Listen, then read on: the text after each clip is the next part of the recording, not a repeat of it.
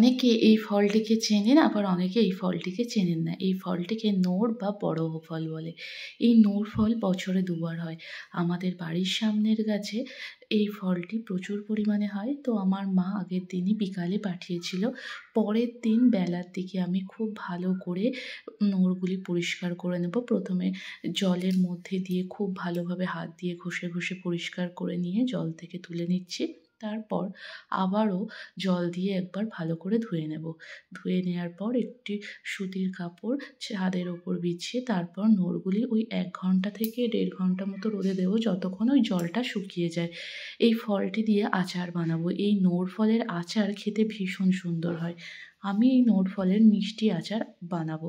আর এই নোড় ফলের আচার বানানোর জন্য খুব কম মশলাও লাগে, তো আর খুব কম সময়ে হয়ে যায়, খেতে ভীষণ সুন্দর হয়।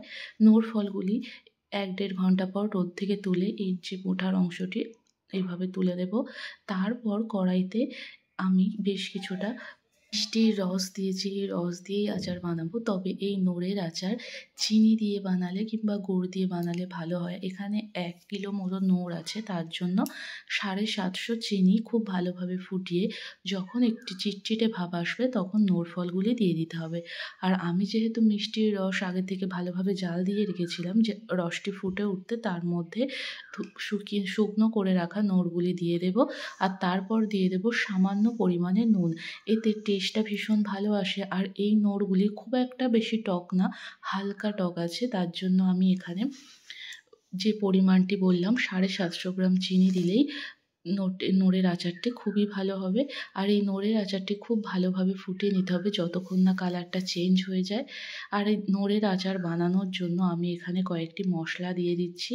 কয়েকটি শুকনো লঙ্কা, 1/2 টেবিল চামচ জিরে, 1 টেবিল চামচ ধনে আর 1 টেবিল চামচ মৌরি।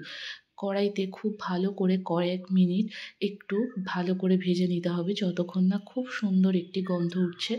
ভেজে নেওয়ার পর এটি ঠান্ডা করে নেব। তারপর শিলের মধ্যে গুঁড়ো করে নেব। একদম মিহি করে গুঁড়ো করব না, একটু দানা দানা রেখে মশলাটি গুঁড়ো করে নেব।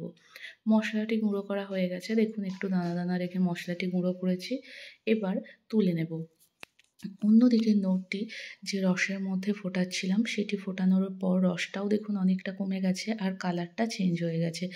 আরও 5 থেকে 7 মিনিট মতো ফুটিয়ে নেব। তারপর যে মশলাটি বানিয়েছি সেই মশলাটি দিয়ে দেব। আর এখানে এই সময় দেখুন একটু রসটা বেশি বেশি লাগছে, তবে ঠান্ডা হয়ে যাওয়ার পর রসটা একটু বসবে, নোড়ের মধ্যে রসটা ঢুকবে, তার জন্য এরকম পাতলা রেখেছি। ঠান্ডা হয়ে গেলে এইটি অনেকটাই গাঢ় হয়ে যাবে আর কালারটাও আগের থেকে অনেকটা চেঞ্জ হয়ে যাবে। মশলাটি খুব ভালোভাবে মিশিয়ে নেওয়ার পর ঢাকা দিয়ে রেখে দেব। আমি আচারটা একটু বিকেলের দিকে বানিয়েছিলাম, তো এই ঠান্ডা হওয়ার জন্য আমি রেখে দিয়েছি। পরের দিন সকালবেলা ঢাকাটি খুলব।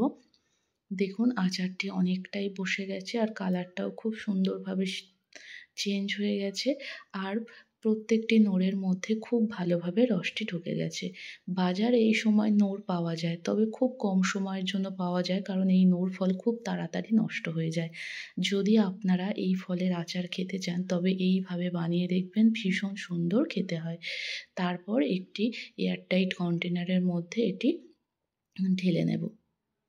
এই পদ্ধতিতে নোড়ের আচার বানালে কিন্তু এই আচারটি একদমই নষ্ট হয় না।